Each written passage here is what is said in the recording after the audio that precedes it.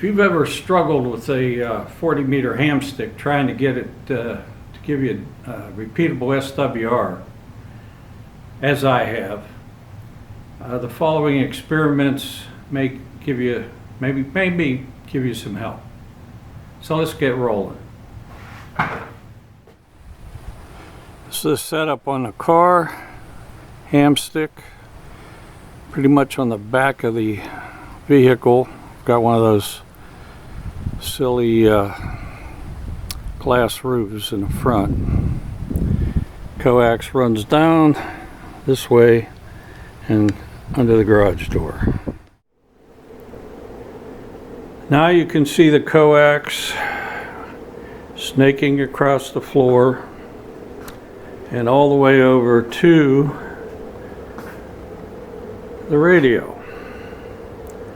Total distance for all the coax all the way to the antenna would be about 50 feet at the most, probably a little less.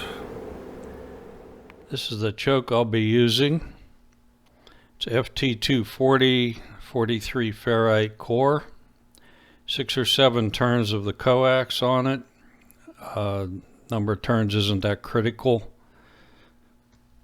And I had it made up for a previous experiment, so it's very easy to splice into line.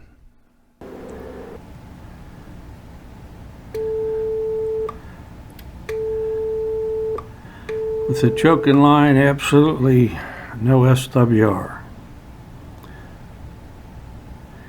That's with the choke at the end of the 16, roughly 15, 16 foot coax run from the mag mount.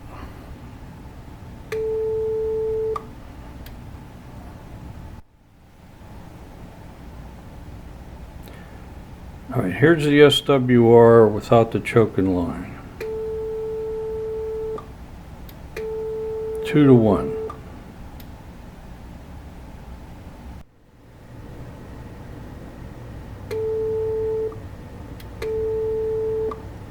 Now, all I did was reposition the coax on the floor in the garage, and the SWR, now this is with the choke out of circuit, and we're up almost to 3 to 1. And this is what drives you nuts when you're trying to use this antenna in the field. Every little thing affects the SWR.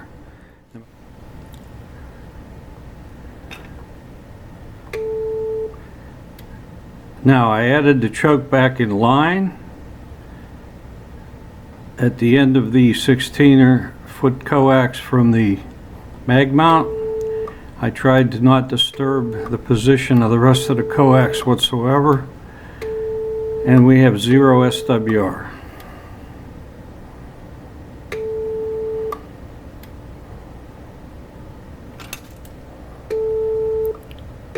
On both meters.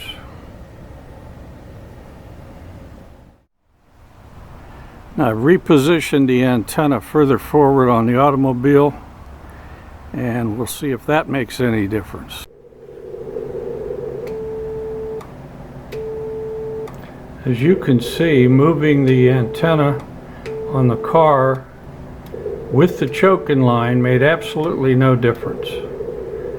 I'm now going to put the choke very close to the radio in line. And well, I didn't expect this, but this is what it's doing. The SWR went up. On the rig, it went up also on the MFJ meter. I'll swing around here and show you.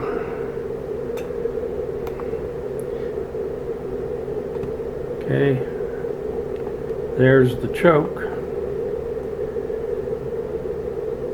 and it's very close, of course, just a couple feet of coax and a few switches. So I don't know if that's RF in the shack, because now the counterpoise would be running clear to almost the rig. So that would be my guess. So I guess, yeah, get a lot of guessing going on here. Looks to me like you want that choke at the end of the original coax from the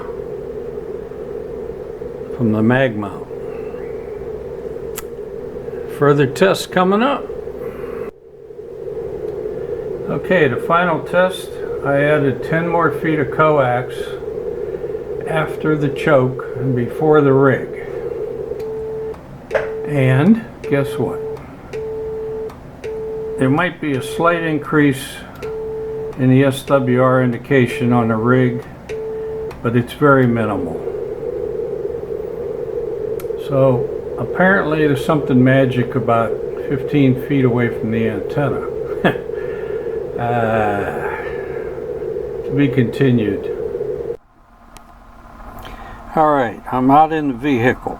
At the moment, I'm hooked back to the antenna with just the 15 feet of wire from the mag mount, and the choke is out of circuit. Hit the key. As you can see, I'm over 2-to-1 SWR. Well, now I'll put the choke in circuit and see what happens. Okay, the choke is now in circuit, and SWR is below 1.5. Bottom line, you need a choke if you're going to use one of these Hamsticks on 40 meters. I've got away with it on other bands, but this is the first time that I could have a repeatable anything on 40.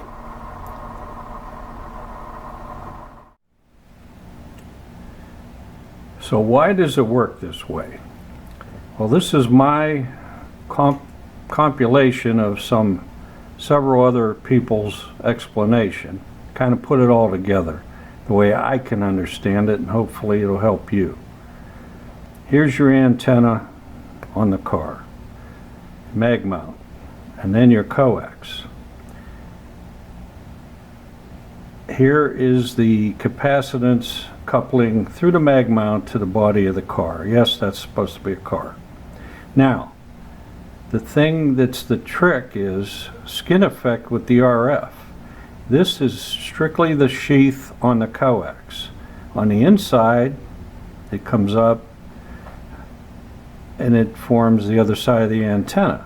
But you also have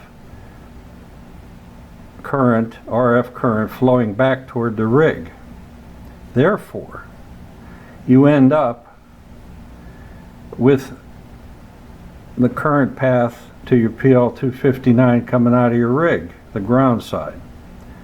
So you end up with an antenna that sort of looks like this. You actually have two wires coming out of the ground side, and you're using the choke to tune this lead. And don't ask me what's going on between these two, and that's way out of my pay grade. But that's why I believe this moving the choke up and down affects things. Also, if you don't have the choke in line, just moving the coax causes things to change in here. You don't have to know why. You just have to know that this is sort of what's going on. It's one way of looking at it and helping get your head wrapped around it, at least my head. So that's my explanation. I've taken this from 4 or 5 different places on the internet, YouTube videos, and tried to put it together to make it make sense to me and hopefully to you.